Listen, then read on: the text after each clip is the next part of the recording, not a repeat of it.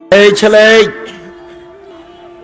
মনে রেখো একটা কথা, যেদিন তোমার বিবাহ হবে সেদিন থেকে তুমি তোমার মাকে আর ভালোবাসতে পারবে না। যেদিন বউ বাড়িতে আসবে সেদিনই তোমার মাকে আর তুমি ভালোবাসতে পারবে না। পরিস্থিতি তোমার উল্টে যাবে।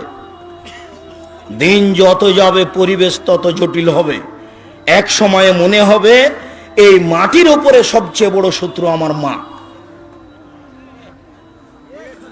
আর তোমার মা যা বলে সবই উল্টা কথা বলে, উল্টা বলে, এই কথাও ঠিক।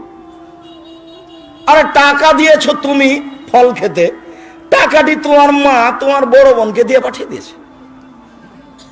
মা সেদিন যে টাকা দিলাম, ও টাকা খরচ হয়ে গেছে, কি করলেন? টাকা তোর বড় বোনকে দিয়ে দিয়েছি। আরে আমি আপনাকে ফল খেতে দিলাম, টাকা দিলাম ফল খাওয়ার জন্য, আর আপনি টাকা দিয়ে দিলেন মানে? অবাক। আপনার ছেলে আর আপনার বড় ভাইয়ের বড় বোনের ছেলে এক জায়গাতে খেতে বসেছে, তো আপনার মা বড় মাছের টুকরা আপনার বোনের ছেলের পাতায় তুলে দিয়েছে। এইটা আপনার বউ দেখেছে। এইবার রাতে, হ্যাঁ তোমার মা এরকম, তোমার মা তোমার বোনের ছেলেকে ভালোবাসে, আমি রান্না করলাম কষ্ট করে, বড় মাছের টুকরাটা তোমার বোনের ছেলেকে দিয়ে দিল, আমি এগুলো সহ্য করতে পারি না। কত কি! আপনি সন্ধ্যায় এসে দেখছেন আপনার মা বিছানে পেশাব করেছে, উঠতে পারে না, বিছান গন্ধ করছে। আপনি বলছেন, হ্যাঁ তুমি আমার মায়ের বিছানা পরিষ্কার করনি, আমার মায়ের চাদরটা ধুয়ে দাওনি। তখন আপনার বউ বলছে, তোমার মাকে তুমি দেখো, তোমার মায়ের বিছানা তুমি পরিষ্কার করো। ওই ঘরে ঢুকলে তোমার মা আমাকে অকথ্য ভাষায় গালি দেয়, আমি তোমার মাকে দেখবো মানে? আপনার মা অকথ্য ভাষায় গালি দেয়, এ কথাও ঠিক। নেন, এবার কি করবেন?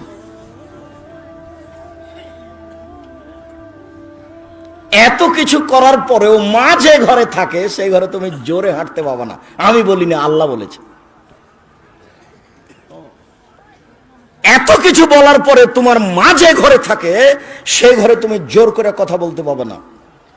ফালা তাকুল্লাহুম উফফিন ওয়ালা তানহারহুমা, এই কথা বলতে পাবে না। আল্লাহ নিষেধ করে দিয়েছেন, এটা নগদ অর্থ। ঝাঁকি দিয়ে কথা বলতে পাবে না। হ্যাঁ আপনি এই করলেন সেই করলেন, একবারে টোটালে নিষেধ, আল্লাহ বলে দিয়েছে। অকফিজ লাহুমা জানাহাজুল, হাত নিচু করে যেতে হবে।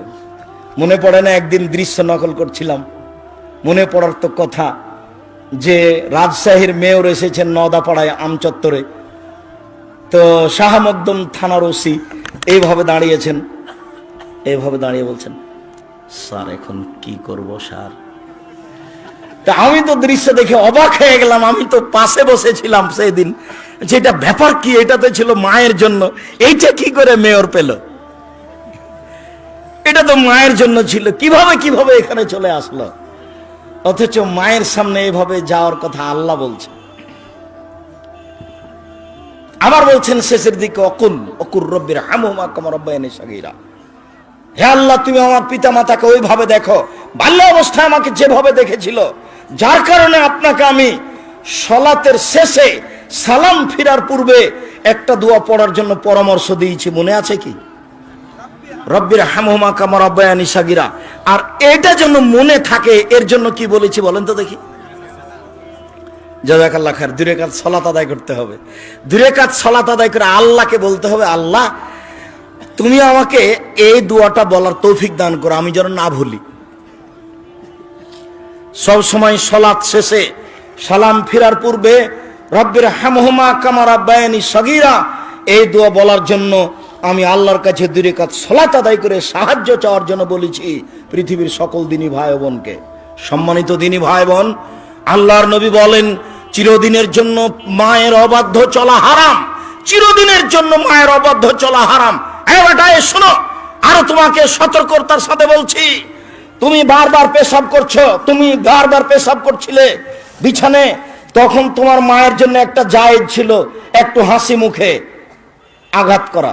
এই অত পেশাব করিস কেন রে, এইটা তোমার জন্য জায়েজ ছিল।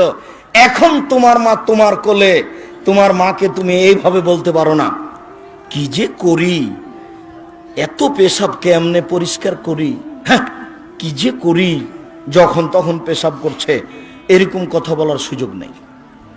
একদিন তুমি ছিলে তোমার মায়ের কোলে, এখন তোমার মা তোমার কোলে। গোসল দেওয়াবা তুমি, কাপড় পরাবা তুমি, কাঁধে করে মেডিকেল নিয়ে যাবা তুমি, কাপড় পরিবর্তন করে দেবা তুমি, তোমার মায়ের সবকিছু তুমি করবা। আল্লাহ তাআলা চিরদিনের জন্য মায়ের অবাধ্য চলা হারাম করে দিয়েছেন। 2